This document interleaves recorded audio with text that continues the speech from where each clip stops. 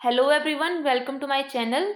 इस वीडियो में हम कक्षा 8 के चैप्टर 3 हिस्ट्री के जो है ग्रामीण क्षेत्र पर शासन चलाना उसे समझेंगे। इससे पहले वाले चैप्टर में हमने देखा कि जो ईस्ट इंडिया कंपनी थी वो एक व्यापारिक रूप से यहाँ पे आई थी भारत में, लेकिन धीरे धीरे उसने संधियाँ करके लड़ाइयाँ करके पूरे भारत के काफ़ी हिस्सों पर अपना कब्जा कर लिया था और सत्ता कायम कर दी थी। आगे देखते हैं कि कंपनी दीवान बन गई। 12 अगस्त 1765 को मुगल बादशाह ने ईस्ट इंडिया कंपनी को बंगाल का दीवान तैनात किया। इस बात की पूरी संभावना है कि यह घटना मुट्ठी भर अंग्रेजों और हिंदुस्तानियों की मौजूदगी में रॉबर्ट क्लाइव के तंबू में घटी होगी, लेकिन ऊपर दिए गए क्षेत्र में इस घटना को एक भव्य समारोह के रूप में दिखाया गया है। यह चित्र उस चित्रकार ने बनाया है जिसे रॉबर्ट क्लाइव ने अपने जीवन की यादगार घटनाओं को चित्रित करने का जिम्मा सौंपा था। बंगाल की दीवानी हाथ आ जाना अंग्रेजों के लिए निश्चय ही एक बड़ी घटना थी। जो अंग्रेजों की सबसे पहली जो जीत थी भारत देश की जो धरती है उसके ऊपर, जो उसको बंगाल की जो दीवानी मिली थी, ये उसका सबसे पहला सबसे फर्स्ट उसकी जीत हुई थी। इसमें क्या था, जो मुगल बादशाह थे उन्होंने ईस्ट इंडिया कंपनी को बंगाल का दीवान बना दिया गया था और यह घटना कुछ मुट्ठी भर अंग्रेजों और हिंदुस्तानियों के बीच में ही हुई थी या किसी तंबू में ही घटी होगी। लेकिन जो ऊपर ये जो चित्र आपको दिखाई दे रहा है इसमें इस घटना को पूरा एक समारोह बना दिया गया है, लेकिन जो कि ये भारत के पक्ष में नहीं थी तो ये कोई खुशी का महोत्सव नहीं था। आगे है कि दीवान के तौर पर कंपनी अपने नियंत्रण वाले भूभाग के आर्थिक मामलों की मुख्य शासक बन गई थी। अब उसे अपनी जमीन का शासन चलाने और आमदनी को व्यवस्थित करने का रास्ता ढूंढना था। इसके लिए उसे एक ऐसा रास्ता ढूंढना था जिसे कंपनी के बढ़ते खर्चों को पूरा करने के लिए काफ़ी आमदनी जुटाई जा सके। व्यापारिक कंपनी के नाते उसे यह ख्याल भी रखना था कि वह अपनी ज़रूरत की चीज़ें खरीदती बेचती रहे।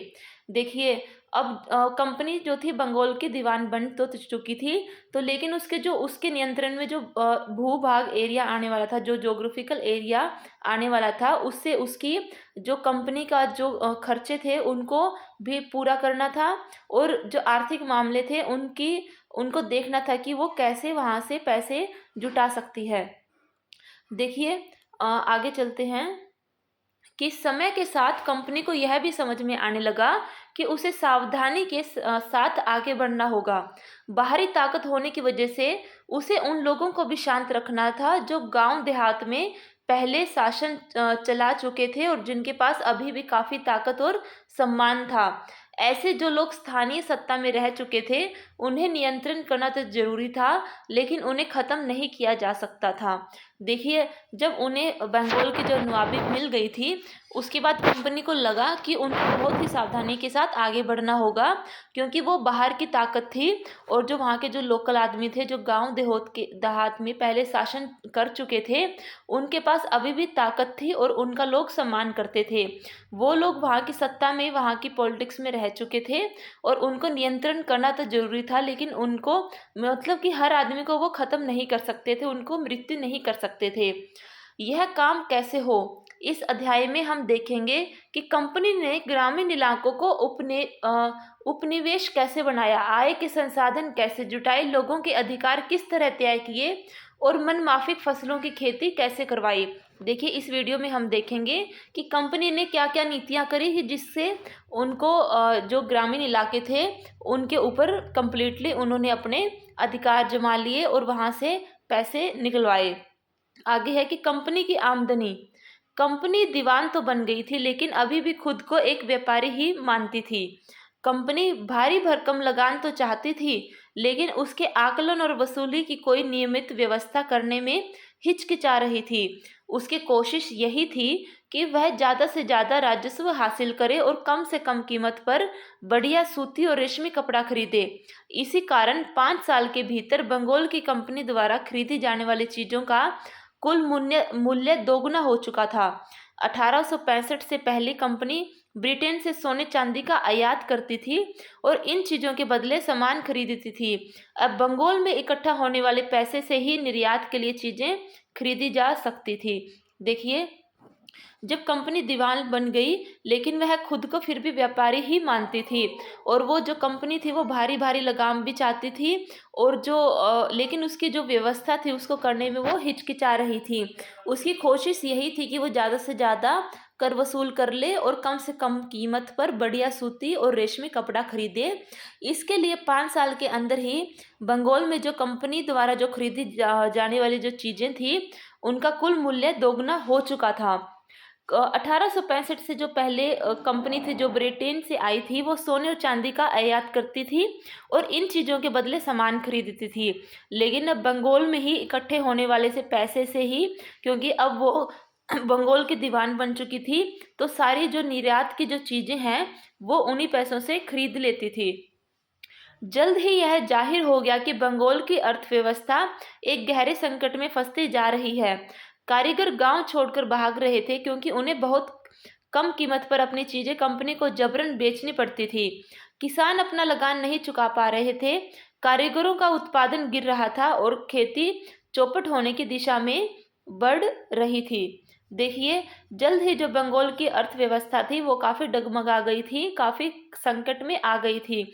जो वहाँ के काम करने वाले कारीगर लोग थे वो गांव छोड़कर भाग रहे थे क्योंकि उनको चीज़ें मजबूरी में कंपनी को बेचनी पड़ रही थी और जिसके बदले में उन्हें काफ़ी कम पैसे मिलते थे। जो वहाँ के जो किसान थे वो लगान नहीं चुका पा रहे थे, जो वहाँ पे जो कारीगर थे उनका भी उत्पादन काफ़ी कम हो गया था और जो खेती थी वो चौपट होने की कगार पर थी। 1770 में पड़े अकाल ने बंगाल में 1 करोड़ लोगों को मौत की नींद सुला दिया। इस अकाल में लगभग 1/3 आबादी समाप्त हो गई और संयोग से, दुर्भाग्य से 1770 में अकाल पड़ गया जिससे बंगाल में 1 करोड़ से ज़्यादा लोगों की भी मौत हो गई और इस अकाल से लगभग 1/3 आबादी भी समाप्त हो गई थी। देखिए, ये जो चित्र है इसमें बंगाल स्थित मुर्शिदाबाद का एक साप्ताहिक हाट लगा हुआ है। इसमें ग्रामीण इलाके के किसान और कारीगर अपनी चीज़ें बेचने और ज़रूरत की चीज़ें खरीदने के लिए नियमित रूप से बाज़ारों में आते थे। आर्थिक संकट के समय इन बाज़ारों पर बहुत बड़ा असर दिखाई पड़ता था। ठीक है, आगे चलते हैं कि खेती में सुधार की ज़रूरत। अगर अर्थव्यवस्था संकट में थी तो क्या कंपनी अपना राजस्व आय के बारे में आश्वस्त रह सकती थी? कंपनी के ज़्यादातर अफसरों को यह लगने लगा था कि जमीन में निवेश करना और खेती में सुधार लाना जरूरी है। देखिए, अर्थव्यवस्था जो संकट में आ गई थी तो कंपनी को अपने जो उसका आय थी उसके बारे में सोचना बिल्कुल उसकी मजबूरी बन गया था। कंपनी के जो ज़्यादातर अफसर हैं उनको लगने लगा था कि ज़मीन में कैसे वो निवेश किया जाए और जो खेती है उसमें कैसे सुधार लाया जाए, ये सब वो लोग सोचने लग गए थे। यह काम किस तरह किया जा सकता था, इस सवाल पर 2 दशकों तक बहस चली। आखिरकार कंपनी ने 1793 में स्थायी बंदोबस्त लागू कर दिया गया। देखिए, अब ये स्थायी बंदोबस्त जो उसने लागू किया था, इस बंदोबस्त की जो शर्तों के हिसाब से राजाओं और तालुकदारों को जमींदारों के रूप में मान्यता दी गई। उन्हें किसान से लगान वसूलने और कंपनी को राजस्व चुकाने का जिम्मा सौंपा गया। उनकी ओर से चुकाई जाने वाली राशि स्थायी रूप से तय कर दी गई। इसका मतलब था कि भविष्य में कभी भी उन्हें इजाफा नहीं किया जाना था। अंग्रेजों को लगता था कि इससे उन्हें नियमित रूप से राजस्व मिलता रहेगा और जमींदारों को जमीन में सुधार के लिए खर्च करने का प्रोत्साहन मिलेगा। उन्हें लगता था कि क्योंकि राज्य की ओर से राजस्व की मांग बढ़ने वाली नहीं थी, इसलिए जमींदार बढ़ते उत्पादन से फायदे में रहेंगे। देखिए, कंपनी ने 1793 में एक स्थायी बंदोबस्त लागू कर दिया गया। इसका था कि ये स्थायी तरीके से ही लागू किया गया था। इसके हिसाब से राजा थे और जो वहाँ के जो तालुकदार थे उनको जमींदारों के रूप में मान्यता दे दी गई कि वो किसानों से लगान वसूलते थे और कंपनी को पैसे देते थे। ये उनको जिम्मा सौंपा गया था। इसका मतलब यह था कि जो उनको भविष्य में कभी भी उनको इजाफा नहीं किया जाना था। अंग्रेजों को इससे लगने लगा कि नियमित रूप से उन्हें राजस्व मिलता रहेगा और जमींदारों को जमीन में सुधार करने के लिए खर्च करने का उनको प्रोत्साहन भी मिलेगा और इससे राज्य की ओर से जो राजस्व में मांग बढ़ने वाली नहीं थी, इसलिए जमींदार बढ़ते उत्पादन से फायदे में रहेंगे। लेकिन इससे समस्या पैदा हो गई। समस्या क्या थी? मगर स्थायी बंदोबस्त ने भी समस्या पैदा कर दी। कंपनी के अफसरों ने पाया कि अभी भी जमींदार जमीन में सुधार के लिए खर्चा नहीं कर रहे थे। असल में कंपनी ने जो राजस्व तय किया था वह इतना ज़्यादा था कि उसको चुकाने में जमींदारों को भारी परेशानी हो रही थी।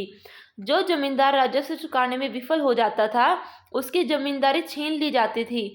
बहुत सारी जमींदारियों को कंपनी बाकायदा नीलाम कर चुकी थी। देखिए, इससे समस्या पैदा हो गई थी कि जितना उन्होंने तय किया था कंपनी ने, उतना जमींदार लोग उसको वापस नहीं कर पा रहे थे, जिससे और भी ज़्यादा समस्या हो गई थी। और इसलिए जो कंपनी थी उनकी ज़मींदारी छीन लेती थी और इसी वजह से बहुत सारी ज़मींदारियों को कंपनी ने नीलाम करवा दिया था।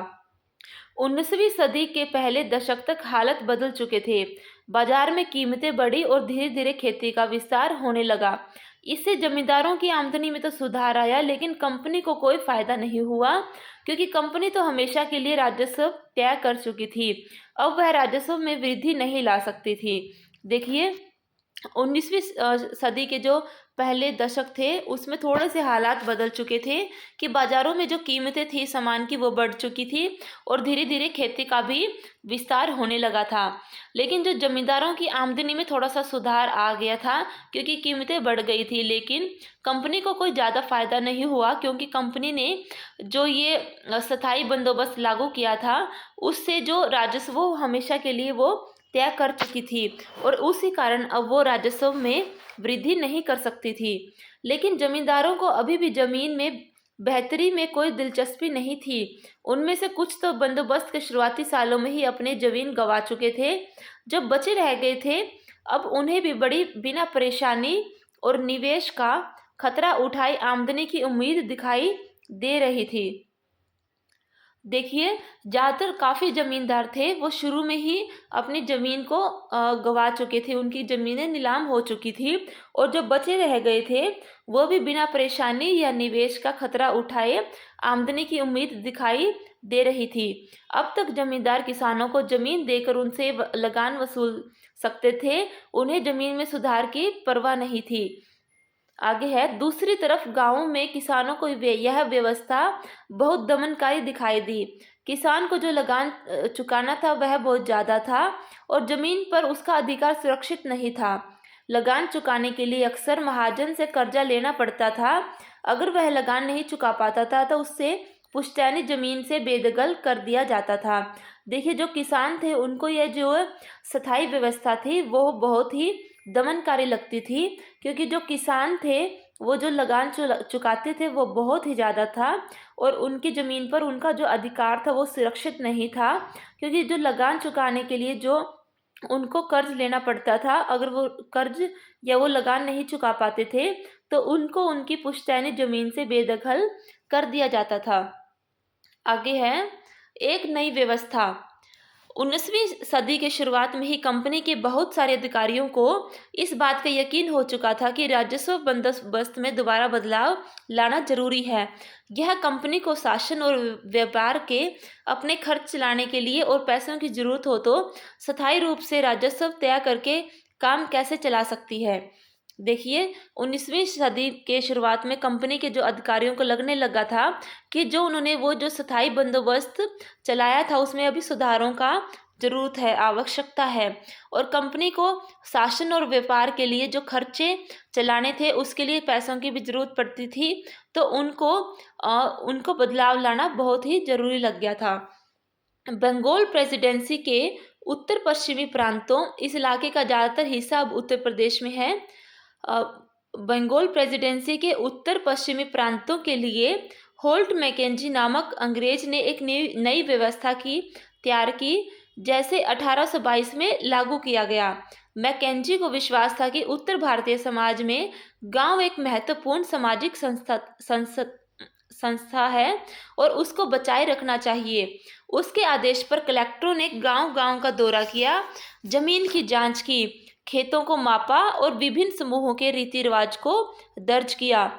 गांव के एक एक खेत के अनुमानित राजस्व को जोड़कर हर गांव या ग्राम समूह महाल से वसूल होने वाले राजस्व का हिसाब लगाया जाता था। इस राजस्व को स्थायी रूप से तय नहीं किया गया, बल्कि उसमें समय समय पर संशोधनों की गुंजाइश रखी गई। राजस्व इकट्ठा करने और उसे कंपनी को अदा करने का जिम्मा जमींदार की बजाय गांव के मुखिया को सौंप दिया गया। इस व्यवस्था को महालवारी बंदोबस्त का नाम दिया गया। देखिए, फिर अंग्रेज़ों को लगा कि इसमें जो स्थायी व्यवस्था उन्होंने पहले की थी उसमें बदलाव लाने चाहिए, और फिर होल्ट मैकेंजी नाम के जो अंग्रेज़ थे उन्होंने उनको नई व्यवस्था तैयार की, जिसको 1822 में लागू भी कर दिया गया। उनको विश्वास था कि जो उत्तर भारतीय समाज के जो गांव हैं वो बहुत ही महत्वपूर्ण चीज़ है, और उनको बचाए रखना चाहिए, वो एक सामाजिक संस्था है। उन्होंने आदेश पर कलेक्टरों से गांव-गांव में दौरा करवाया, जमीन की जांच करवाई, खेतों को मापा, और विभिन्न समूहों के जो रीति रिवाज थे उनको सबको नोट किया गया। गांव का एक एक खेत के अनुमानित राजस्व को जोड़कर हर गांव या ग्राम समूह से वसूल होने वाले राजस्व का हिसाब लगाया जाता था कि, और वो जो राजस्व वो लोग हिसाब लगाते थे उसमें समय समय पर संशोधन की भी मांग रखी गई थी। और इकट्ठा करने के लिए जो राजस्व था उसको जमींदारों की बजाय गांव के मुखिया को काम सौंप दिया गया था, जिसकी वजह से इस बंदोबस्त को महालवारी बंदोबस्त का नाम दिया गया। आगे है मुनरो व्यवस्था। ब्रिटिश नियंत्रण वाले दक्षिण भारतीय इलाकों में भी स्थायी बंदोबस्त की जगह नई व्यवस्था अपनाने का प्रयास किया जाने लगा। वहाँ जो नई व्यवस्था विकसित हुई उसे रैयतवार या रैयतवारी का नाम दिया गया। कैप्टन अलेक्जेंडर रीड ने टीपू सुल्तान के साथ चले युद्धों के बाद कंपनियों द्वारा कब्जे में लिए गए कुछ इलाकों में इस व्यवस्था को आजमाकर भी देख लिया था। टॉमस मुनरो को इस व्यवस्था को विकसित किया और धीरे धीरे पूरे दक्षिणी भारत पर यही व्यवस्था लागू कर दी गई। देखिए, जब टीपू सुल्तान के बाद जब कंपनी ने उनके इलाकों कब्जा कर लिए, तब वहाँ पर रैयतवार व्यवस्था को आजमाकर देखा गया, और इस व्यवस्था को टॉम मुनरो ने विकसित किया, और यह धीरे धीरे पूरे दक्षिण भारत पर यह व्यवस्था लागू कर दी गई। रीड और मुनरो को लगता था कि दक्षिण में परंपरागत जमींदार नहीं थे, इसलिए उनका तर्क यह था कि उन्हें सीधे किसानों रैयतों से ही बंदोबस्त करना चाहिए, जो पीढ़ियों से ज़मीन पर खेती करते आ रहे हैं। देखिए, जो रीड थे और जो मुनरो थे उनको लगता था कि दक्षिण में पुराने समय से ही जमींदार नहीं थे, इसलिए उनको लगता था कि सीधा किसानों से, किसान या जिसको रैयत कहा जाता है, कि सीधा उनसे ही बंदोबस्त कर लेना चाहिए, क्योंकि वही पीढ़ियों से ज़मीनों पर खेती करते आ रहे हैं। ये जो टॉमस मुनरो है, जो मद्रास का गवर्नर था, ये उसकी एक फ़ोटो है। आगे है, राजस्व आकलन से पहले उनके खेतों का सावधानी पूर्वक और अलग से सर्वेक्षण किया जाना चाहिए। मुनरो का मानना था कि अंग्रेजों को पिता की भांति किसानों की रक्षा करनी चाहिए। देखिए, इनकी सोच काफ़ी अच्छी थी।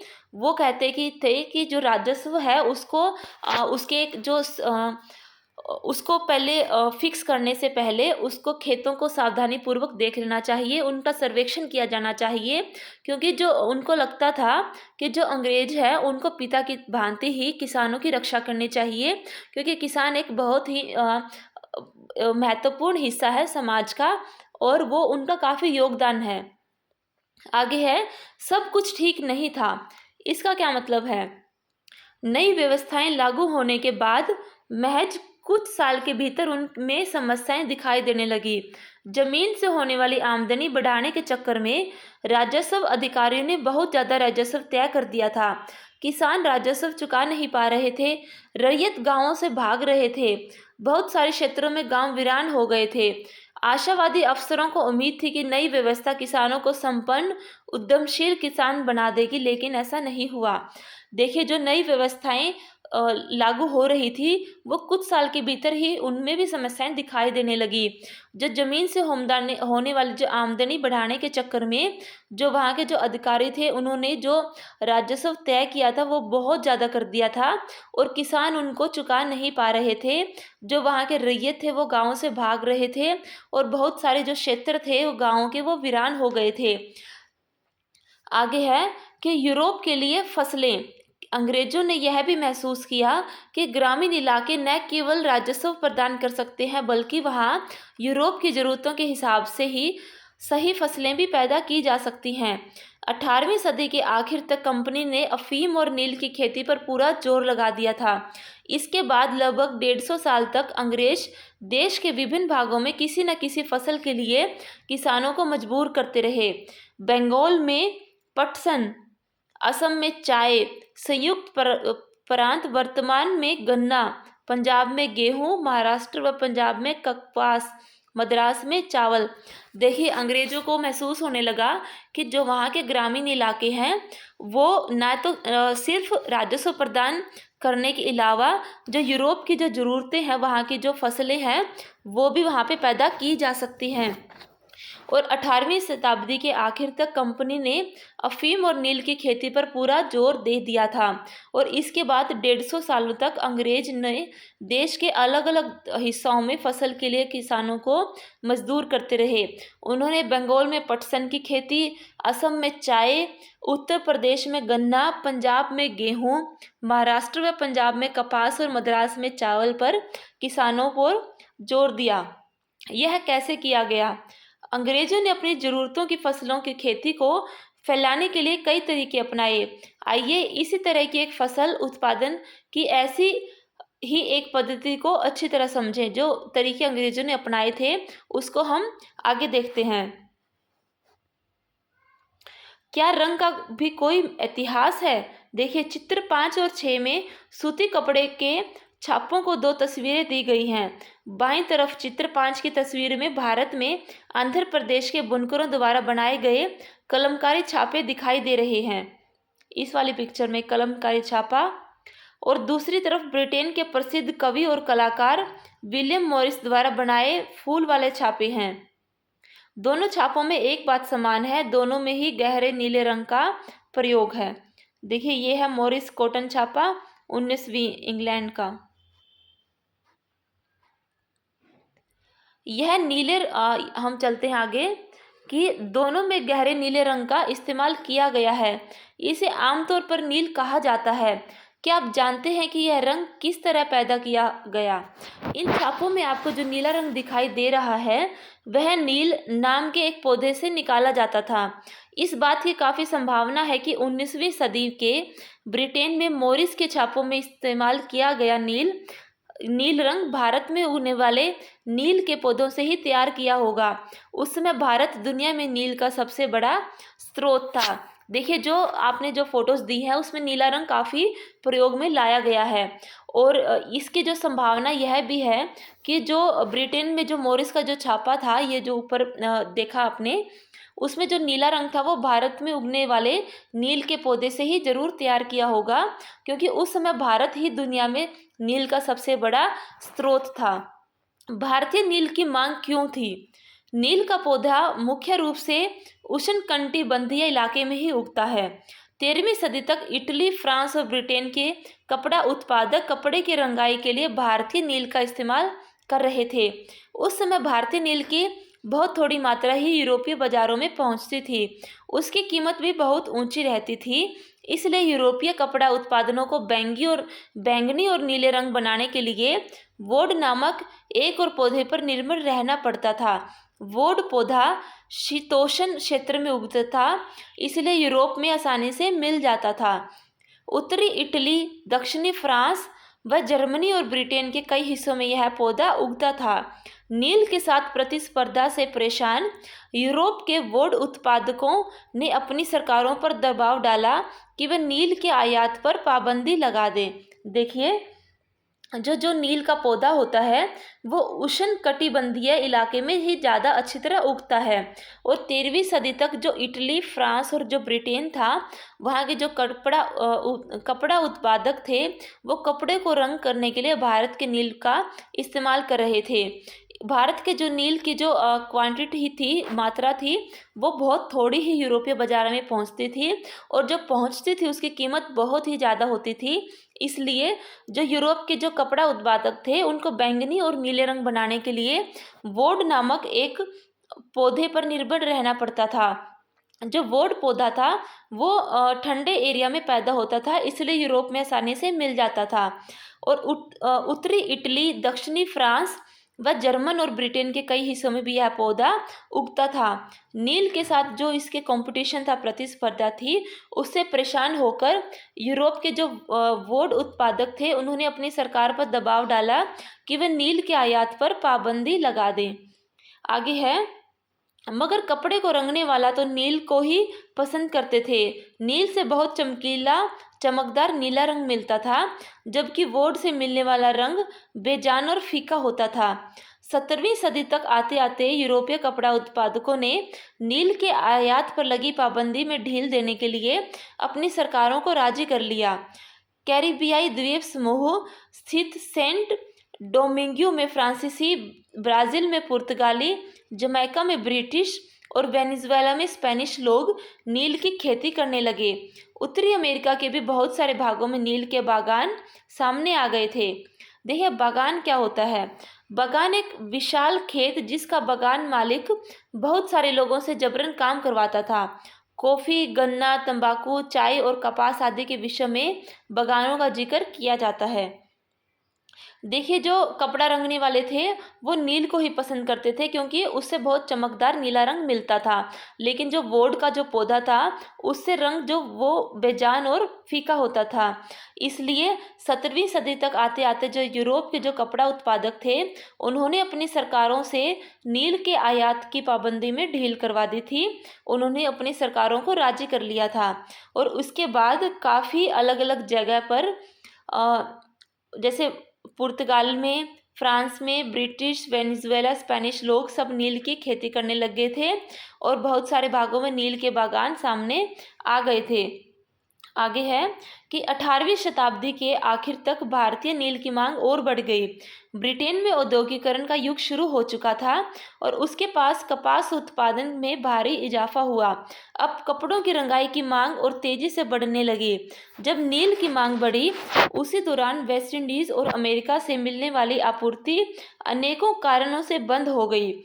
1783 से 1789 के बीच दुनिया का नील उत्पादन आधा रह गया था। ब्रिटेन के रंगरेज अब नील की आपूर्ति के लिए बेचैनी से किसी और स्रोत की तलाश कर रहे थे। यह नील कहाँ से मिल सकता था? देखिए, 18वीं शताब्दी के आखिर तक भारतीय नील की मांग और बढ़ गई थी, क्योंकि जो ब्रिटेन है वहाँ पे औद्योगिकरण, वहाँ पे मशीन का युग आ चुका था और जो कपास का जो उत्पादन था उसमें काफ़ी भारी इजाफा हो गया था। कपड़ों की रंगाई की मांग और भी तेज़ी से बढ़ रही थी और उसकी जो मांग थी वो कहाँ से हो सकती थी, यह एक चिंता का विषय हो चुका था, क्योंकि उस समय जो पूरी दुनिया का जो नील का उत्पादन था वह आधा रह गया था। अब आगे है कि भारत में ब्रिटेन की बढ़ती दिलचस्पी।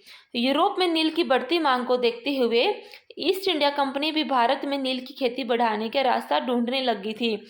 देखिए, अब जो नील की जो कमी महसूस कर रहे थे पूरी दुनिया में, उसको देखते हुए ईस्ट इंडिया कंपनी ने भी भारत में नील की खेती को बढ़ाने के रास्ते ढूंढने वो लग गई थी।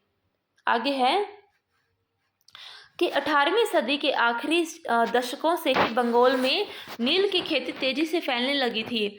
बंगाल में पैदा होने वाला नील दुनिया के बाजारों पर छा गया था। 1788 के ब्रिटेन द्वारा आयात किए गए नील में भारतीय नील का हिस्सा केवल लगभग 30% था। 1810 में ब्रिटेन द्वारा आयात किए गए नील में भारतीय नील का हिस्सा 95% तक हो चुका था। देखिए, बंगाल का जो नील था उसमें खेती काफ़ी बढ़ने लगी थी और वो एक उच्च स्तर का नील वहाँ पे पैदा होता था और यह पूरी दुनिया के बाज़ारों में छा गया था।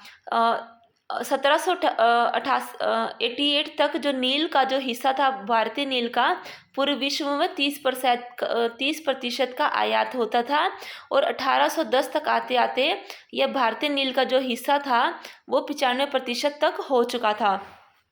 जैसे जैसे नील का व्यापार फैला, कंपनी के अफसर और व्यावसायिक एजेंट नील के उत्पादन में पैसा लगाने लगे। समय बीतने के साथ कंपनी के बहुत सारे अधिकारियों ने नील के अपने कारोबार पर ध्यान देने के लिए अपनी नौकरियां छोड़ दी। भारी मुनाफे की उम्मीद से स्कॉटलैंड और इंग्लैंड के बहुत सारे लोग भारत आए और उन्होंने नील के बागान लगा लिए। जिनके पास नील की पैदावार के लिए पैसा नहीं था, उन्हें कंपनी और नए नए बैंक कर्जा देने को तैयार रहते थे।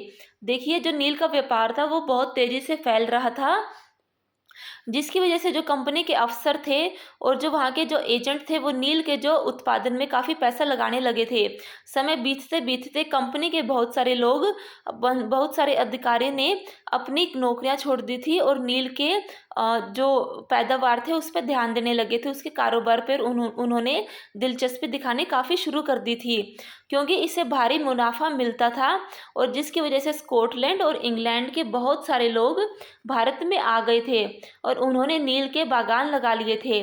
और जिनके पास नील की पैदावार के लिए पैसा नहीं था, उन्हें कंपनी और नए नए बैंक कर्जा देने को भी तैयार रहते थे।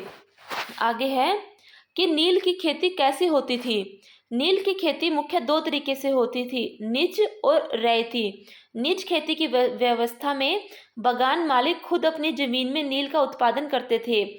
या तो वह जमीन खरीद लेते थे या दूसरे जमींदारों से जमीन भाड़े पर ले लेते थे और मजदूरों को काम पर लगाकर नील की खेती करवाते थे।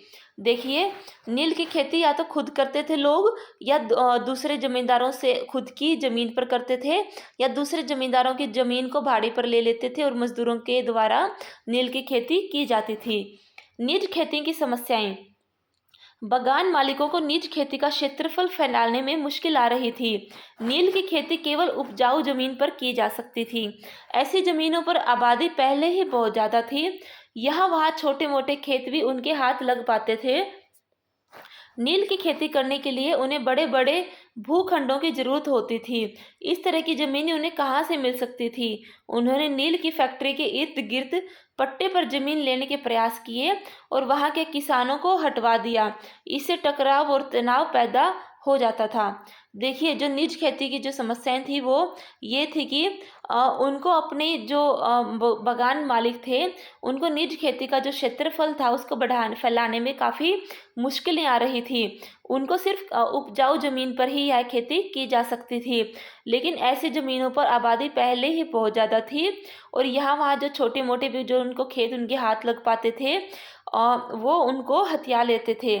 नील की खेती करने के लिए उन्होंने बड़े बड़े भूखंडों की भी जरूरत पड़ती थी। इस तरह की ज़मीनें उन्हें मिलने के लिए काफ़ी टकराव और तनाव पैदा हो जाते थे। उन्होंने किसानों को भी हटवा दिया था। मजदूरों का इंतजाम करना भी आसान नहीं था। बड़े बागान के लिए बड़े सारे मजदूरों की जरूरत होती थी। मजदूरों की जरूरत भी सबसे ज़्यादा उसी समय होती थी जब किसान धान की खेती में व्यस्त रहते थे। देखिए, जब नील की खेती को काटने का समय आता था, उसी समय धान की खेती का भी समय होता था और मजदूरों की आवश्यकता उसी समय सबसे ज़्यादा होती थी। बड़े पैमाने पर निज खेती के लिए बहुत सारे हल बैलों की भी जरूरत होती थी। 1 बीघा नील की खेती के लिए 2 हल चाहिए होते थे। इसका मतलब यह था कि अगर किसी बागान मालिक के पास 1000 बीघा जमीन है तो उसे 2000 हलों की जरूरत पड़ती। हलों को खरीदना और उनका रख रखाव एक बड़ी समस्या थी। किसानों से भी हल नहीं मिल सकते थे। उन्हें अपने लिए ही इन चीज़ों की ज़रूरत होती थी। जिस समय नील उत्पादकों को ज़रूरत होती थी, उसी समय किसान के हल बैल भी चावल के खेतों में व्यस्त रहते थे। देखिए, समस्या होने लगी थी कि जिस समय अगर मान लो 1 बीघा ज़मीन है तो उसको 2 हल चाहिए होते हैं नील की खेती करने के लिए। इसका मतलब अगर किसी के पास 1000 बीघा ज़मीन है तो उसे 2000 हलों की ज़रूरत पड़ती थी। लेकिन हलों को खरीदना और उनका जो देखभाल करना, वह एक बहुत ही बड़ी समस्या थी। और किसान भी हल इतना किसानों से भी काफ़ी हल नहीं मिलते थे, क्योंकि हल की ज़रूरत उनको भी उसी समय होती थी, क्योंकि वो हल बैल भी जो चावल की जो खेती है उसमें वो व्यस्त रहते थे। 19वीं सदी के आखिरी तक बागान मालिक निज खेती का क्षेत्रफल फैलाने में हिचकिचाते थे। इस व्यवस्था के तहत नील की पैदावार वाली 25% से भी कम जमीन आती थी। बाकी जमीन रैयती व्यवस्था के अंतर्गत थी। देखिए, रैयती की जमीन पर नील की खेती आगे है। रैयती व्यवस्था के तहत बागान मालिक रैयतों के साथ एक सट्टा करते थे। कई बार वे गांव के मुखियाओं को भी रैयतों की तरफ से समझौता करने के लिए बाध्य कर लेते थे। जो अनुबंध पर दस्तखत कर देते थे उन्हें नील उगाने के लिए कम ब्याज दर पर बागान मालिकों से नकद कर्जा मिल जाता था। कर्जा लेने वाले रैयत को अपनी कम से कम 25% जमीन पर नील की खेती करनी होती थी। बागान मालिक बीज और उपकरण मुहैया कराते थे, जबकि मिट्टी को तैयार करने, बीज बोने और फसल की देखभाल करने का जिम्मा काश्तकारों के ऊपर होता था। देखिए, जो रैयती व्यवस्था थी, उन्होंने उसके अनुसार जो बागान के जो मालिक थे उन्होंने रैयतों के साथ एक सट्टा कर लिया था। वे कई बार गांव के मुखियाओं के साथ भी समझौता करने के लिए बाध्य रहते थे, उनको वो बाध्य कर देते थे। जो उस अनुबंध पर दस्तखत कर देते थे उनको नील की खेती करने के बदले 25% कम से कम अपनी ज़मीन के ऊपर उनको कम ब्याज दर पर कर्जा मिल जाता था। जो कर्जा लेने वाले जो रैयत थे उनको बागान मालिक बीज और उपकरण मुहैया करवाते थे, जबकि मिट्टी को तैयार करना, बीज बोना और फसल की देखभाल करने का जिम्मा काश्तकारों के ऊपर होता था। जब कटाई के बाद फसल बागान के मालिक को सौंप दी जाती थी तो रैयत को नया कर्जा मिल जाता था और वही चक्र दोबारा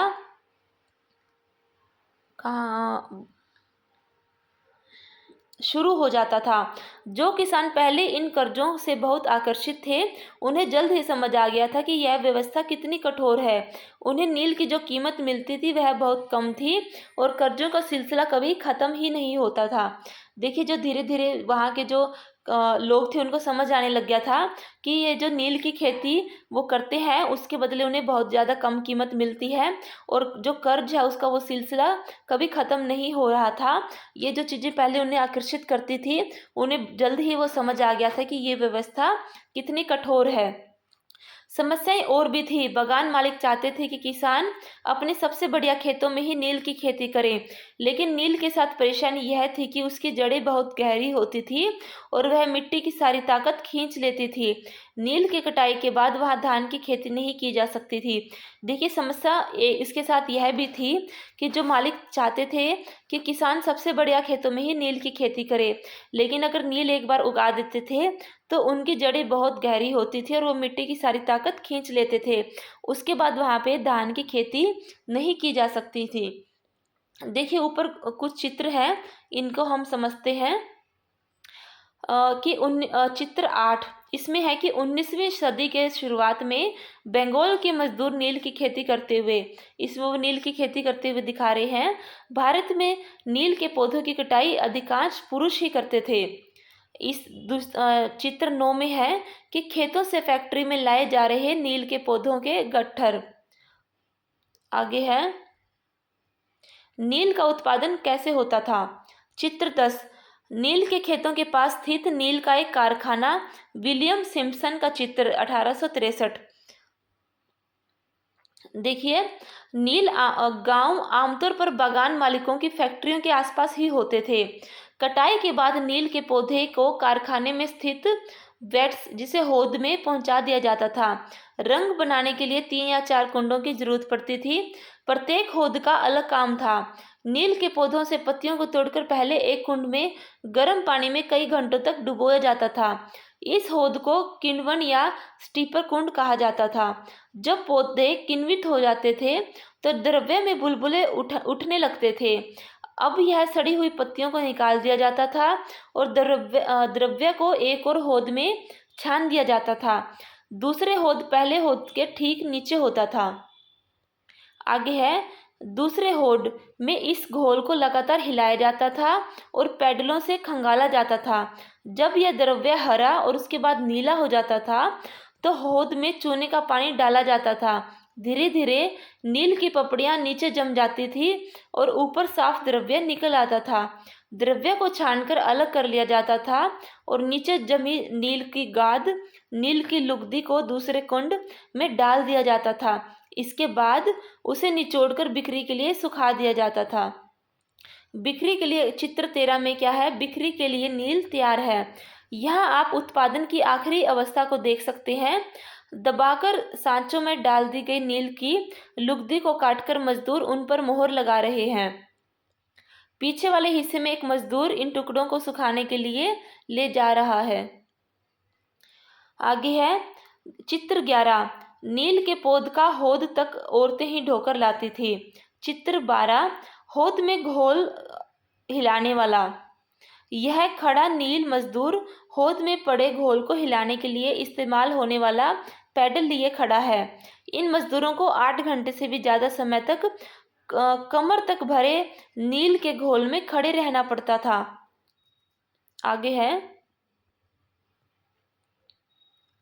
नील विद्रोह और उसके बाद। देखिए 18 मार्च 1859 में बंगाल के हजारे रैयतों ने नील की खेती से इनकार कर दिया। जैसे जैसे विद्रोह फैला, रैयतों ने बगान मालिकों को लगान चुकाने से भी इनकार कर दिया। वे तलवार, भाले और तीर कमान लेकर नील की फैक्ट्रियों पर हमला करने लगे। औरतें अपने बर्तन लेकर लड़ाई में कूद पड़ी। बगान मालिकों के लिए काम करने वाले का सामाजिक बहिष्कार कर दिया गया। बगान मालिकों की तरफ से लगान वसूली के लिए आने वाले गुमाश्ता एजेंटों की पिटाई की गई। रैयतों ने कसम खा ली कि न तो वे नील की खेती के लिए कर्जा लेंगे और न ही बगान मालिकों के लठियालों, लाठीधारी गुंडों से डरेंगे। देखिए 1859 मार्च में बंगाल में काफ़ी सारे जो रैयतों थे, हजारों रैयतों ने नील की खेती करने से विद्रोह कर दिया था, मना कर दिया था। उन्होंने जो बगान के मालिक हैं उनसे कर्जा लेने के लिए भी मना कर दिया था। वो तलवार, भाले, तीर कमान जो भी उनके हाथ आया सब लेकर फैक्ट्रियों पर हमला करने लग गए थे। औरतें भी इस लड़ाई में कूद पड़ी थी। जो बगान मालिकों के लिए जो लोग काम करते थे उनका सामाजिक बहिष्कार कर दिया गया था। उनकी तरफ से जो एजेंट आते थे उनकी वसूली करने के लिए उनको भी पिटाई उनकी कर दी जाती थी। रैयतों ने कस्में खा ली थी कि ना तो वे नील की खेती के लिए कर्जा लेंगे और ना ही बगान मालिकों की जो गुंडे हैं उनसे डरेंगे। नील के किसान चुप बैठने को तैयार नहीं थे। क्यों? उनकी बगावत की ताकत कहाँ से मिली? इसमें कोई शक नहीं था कि नील की खेती अत्यंत दमनात्मक थी। लेकिन जो लोग दबे होते हैं वे हमेशा बगावत नहीं करते, ऐसा कभी कभी होता है। देखिए 1859 में नील रैयतों को लगा कि बगान मालिकों के खिलाफ बगावत में उन्हें स्थानीय जमींदारों और मुखियाओं का भी समर्थन मिल सकता है। बहुत सारे गांवों में जिन मुखियाओं से नील के अनुबंधों पर जबरन दस्तखत करवाए थे उन्होंने ही नील किसानों को इकट्ठा किया और लाठियालों के साथ आमने सामने की लड़ाई लड़ी। कई स्थानों पर रैयतों को बगावत के लिए उकसाते हुए खुद जमींदार गांव-गांव घूमने लगे।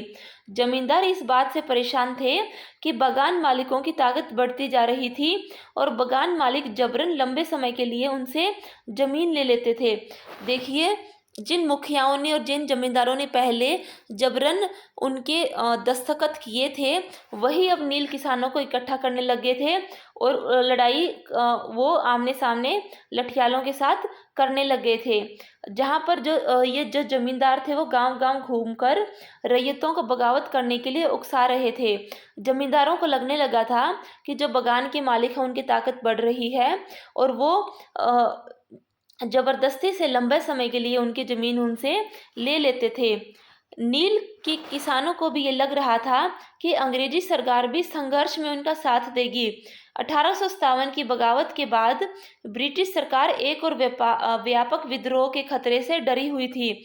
जब नील की खेती वाले जिलों में एक और बगावत की खबर फैली तो लेफ्टिनेंट गवर्नर ने 1859 की सर्दियों में इलाके का दौरा किया। रैयतों को लगा कि सरकार उनकी दुर्दशा से परेशान है। बरसात में मजिस्ट्रेट एशलो ईडन ने एक नोटिस जारी किया जिसमें कहा गया कि रैयतों को नील के अनुबंध मानने के लिए मजबूर नहीं किया जाएगा। इस नोटिस के आधार पर लोगों में यह खबर फैल गई कि रानी विक्टोरिया ने नील की खेती न करने का हुक्म दे दिया है। ईडन किसानों को शांत करने और विस्फोटक स्थितियों को नियंत्रित करने की कोशिश कर रहे थे। उनकी कार्रवाई को किसानों ने अपना विद्रोह का समर्थन मान लिया। देखिए जो नील के जो किसान थे उन्हें लग रहा था कि जो अंग्रेजी सरकार है वो भी उनका उस संघर्ष में साथ देगी। और 1857 की बगावत के बाद ब्रिटिश सरकार अब एक और विद्रोह के खतरे से डरी हुई थी। और जब ये नील की खेती करने वाले जो जिले हैं उनमें बगावत फैली, तो वहाँ के जो लेफ्टिनेंट गवर्नर थे उन्होंने सर्दियों में इस इलाके का दौरा किया और उन्होंने रईयतों को लगा कि जो सरकार है वे उनकी दुर्दशा से परेशान होकर उनके फेवर में उन्होंने एक नोटिस जारी कर रही हैं, जिसमें कहा गया कि रैयतों को नील के खेती करने के लिए अब कोई मजबूर नहीं किया जाएगा। और उस नोटिस के आधार पर लोगों में खबर फैल गई कि जो रानी विक्टोरिया है उन्होंने नील की खेती न करने का हुक्म दे दिया गया है। लेकिन जो ये ईडन किसानों को शांत करने और विस्फोटक स्थितियों को नियंत्रित करने की कोशिश कर रहे थे। जैसे जैसे विद्रोह फैला, कलकत्ता के पढ़े लिखे लोग भी नील जिलों की ओर चल पड़े। उन्होंने रैयतों की दुर्दशा, बगान मालिकों की जोर जबरदस्ती और अत्याचारी नील व्यवस्था के बारे में लिखा। देखिए, जैसे जैसे विद्रोह फैलने लगा तो जो कलकत्ता के जो पढ़े लिखे लोग थे वो वहाँ की जो रैयतों की जो दुर्दशा थी, बगान मालिकों की जो ज़बरदस्ती थी, या जो नील की जो व्यवस्था थी वहाँ के बारे में जो अत्याचार हो रहे थे उनके बारे में उन्होंने लिखना शुरू कर दिया। आगे है कि इस बगावत से परेशान होकर सरकार को बगान मालिकों की रक्षा के लिए सेना बुलानी पड़ी। नील उत्पादन व्यवस्था की जांच करने के लिए एक नील आयोग भी बना दिया गया। इस आयोग ने बगान मालिकों को दोषी पाया, जो जोर जबरदस्ती के लिए उनकी आलोचना की। आयोग ने कहा कि नील की खेती रैयतों के लिए फायदे का सौदा नहीं है। आयोग ने रैयतों से कहा कि वे मौजूदा अनुबंधों को पूरा करें, लेकिन आगे से वे चाहे तो नील की खेती बंद कर सकते हैं। देखिए, जो बगावत थी उससे परेशान होकर सरकार ने बगान के जो मालिक थे उनकी रक्षा के लिए सेना भी बुलानी पड़ी, और जो नील की जो उत्पादन की जो व्यवस्था थी उसको जांच करने के लिए एक आयोग भी बनाया। उस आयोग ने जो बगान के मालिक हैं उनको ही दोषी ठहराया और उनको ही जोर जबरदस्ती करने के लिए उनकी कड़ी निंदा की। आयोग ने कहा कि नील की जो खेती है वो रैयतों के लिए कोई फायदे का सौदा नहीं है, और आयोग ने रैयतों से कहा कि वे मौजूदा जो उनके जो अनुबंध है उनको पूरा करें, लेकिन अगर आगे से वो नहीं चाहते कि वो नील की खेती करें तो वे उसे बंद कर सकते हैं। इस बगावत के बाद बगानों ने नील का उत्पादन धराशायी हो गया। इसके बाद बगान मालिक बिहार पर ध्यान देने लगे। 19वीं सदी के आखिर में कृत्रिम रंगों का निर्माण होने लगा था। इससे उनके व्यवसाय भी बुरी तरह प्रभावित हुआ। फिर भी वे उत्पादन फैलाने में सफल रहे।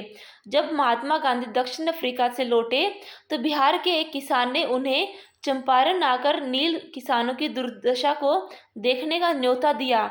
1917 में महात्मा गांधी का यह दौरा नील बागान मालिकों के खिलाफ चंपारण आंदोलन की शुरुआत थी। देखिए, धीरे धीरे जो 19वीं सदी के आते आते जो कृत्रिम रंग मतलब जो आर्टिफिशियल कलर थे उनका निर्माण होने लगा था, तो जिसकी वजह से जो बागान का जो नील उत्पादन था वो प्रभावित होने लगा था, लेकिन वो फिर भी अपना उत्पादन फैलाने में सफल रहे थे। जब महात्मा गांधी दक्षिण अफ्रीका से लौटे थे तो बिहार के किसान ने चंपारण में आकर जो नील के खेती कर रहे हैं उन किसानों की दुर्दशा को देखने का महात्मा गांधी जी को न्योता दिया, और 1917 में महात्मा गांधी का जो यह दौरा था चंपारण में वो बगान मालिकों के खिलाफ चंपारण में आंदोलन की शुरुआत हो गई थी। आगे है कि भीख मांग लूंगा परंतु नील नहीं उगाऊंगा। चांदपुर थाना हरदी के एक नील काश्तकार हाजी मुल्ला से मंगलवार 5 जून 1860 को नील आयोग के सदस्यों ने बात की। हाजी मुल्ला ने कुछ सवालों के जवाब इस तरह दिए। WS सीटनकार, नील आयोग के अध्यक्ष, क्या अब तुम नील की खेती के लिए तैयार हो? अगर नहीं तो किस तरह की शर्तों पर खेती करना चाहोगे? हाजी मुल्ला, मैं नील उगाने के लिए तैयार नहीं हूँ। मुझे नहीं पता कि कोई भी नई शर्तें मुझे संतुष्ट कर सकती हैं। श्री साले, क्या तुम 1 रुपया प्रति बंडल की कीमत पर भी खेती नहीं करना चाहते? हाजी मुल्ला, नहीं, मैं नहीं करूँगा। नील उगाने की बजाय मैं कहीं और चला जाऊँगा, भीख मांग लूँगा परंतु नील नहीं उगाऊँगा। आगे है